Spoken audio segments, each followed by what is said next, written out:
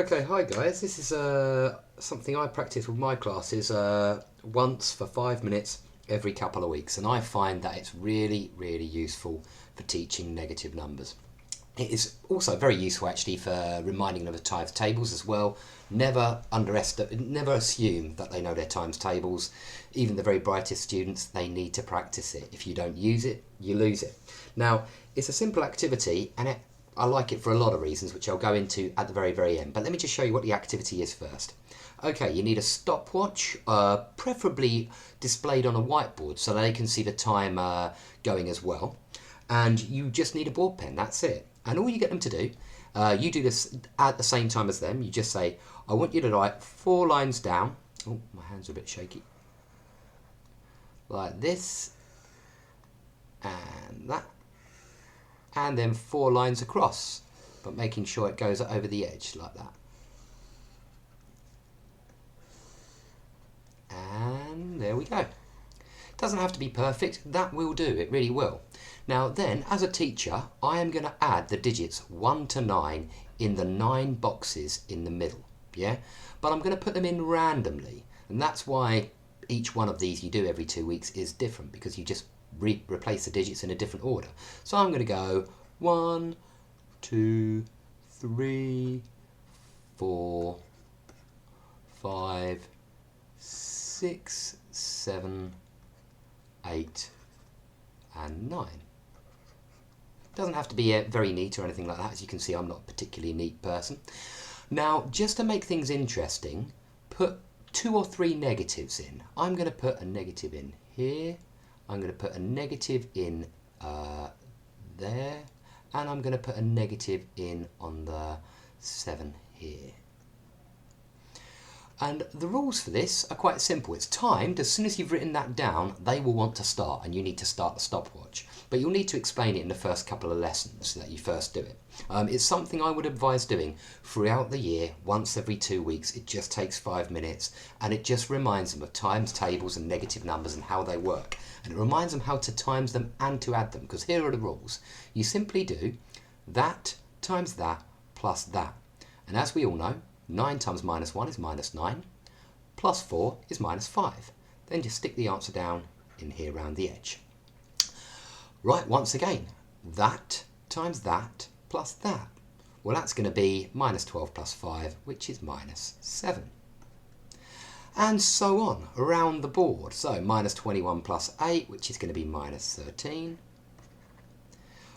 9 sixes are 54, plus 8 is going to be 62. And then we've got 28, we've got minus 6 plus 3 minus 3, we've got minus 18 minus 7. Now they'll find that one quite difficult, but we all know it's minus 25. And then we've got 6 fours, 24 minus 7, which is 17. 24 minus 7, which is 17. Ooh, a little twist of fate there. 30 minus 2, which is 28.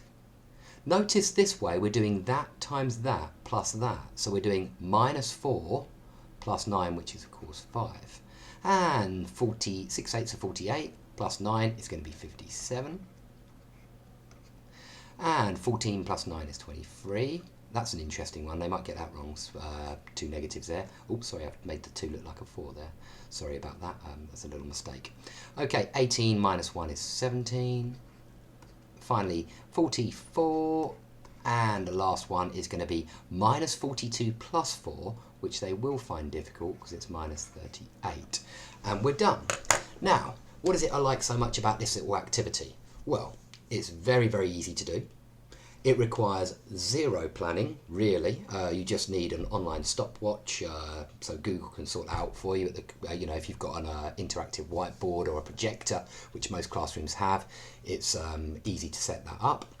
All they need is a whiteboard and pen, or if you prefer, the back of their books or something like that. And you set them to do that, all 16 of those answers. As you can see, there's 16 answers. You set them to do it against the clock. Give them, say, up to 4 minutes. Yeah, and that should be long enough for them to finish all 16 answers. Now, at first, you might not want to put in 3 negatives like I did. You might want to just put in 1. in which case they'll be quicker at it. But then add another one and do 2 maybe a few weeks later, and then add a third one doing 3 negatives a few weeks later. As you can see, it's not an easy activity, particularly if you're doing it against the clock. Now, I do it with my classes normally in year 8 or year 9. I work at a grammar school, so you get some, there's no doubt about it, you get some bright kids there. But of course you get some very bright kids at comprehensives as well. The top sets always have some very bright students from my experience. Now, they will really appreciate this. It might not work so well with lower sets, but you can just take all the negatives out and use it just as a times table activity to practice with your lower classes. You know, it differentiates itself, this activity. And what's more, the challenge for the students is they have to get all 16 correct. And then once they start getting all 16 correct, they have to get faster and faster and faster at it. Now, in my experience, students can get down to about a minute and a half. Certainly I've had 1 or 2 students before get sub 1 minute. And so that's what I'd like to try. Well, one of the activities I'm going to set you this week is to try and complete that grid in under a minute comfortably with all 16 correct. Once you're in that position, you know you're very, very good with arithmetic and negative numbers, and I'm sure you already are, to be honest, but have it as a little challenge, just a little bit of fun. Have a go at that. Was there anything else I wanted to say? Yeah, just bear in mind that this is an activity where they need to be trained.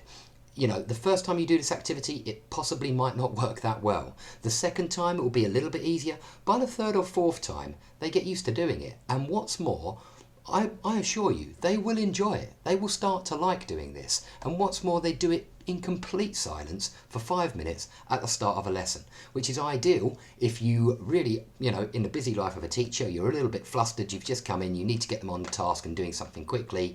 Set them that. It gives you 5 minutes to do the register, think about exactly what you're getting done in that lesson, get out any resources you need for later on. It's a good little habit for them to get into, and I guarantee their negative number understanding will get better. Okay, I hope that's helped. There's one more slide I think to come in the slideshow after this. Yeah, I hope that's been useful. Bye bye.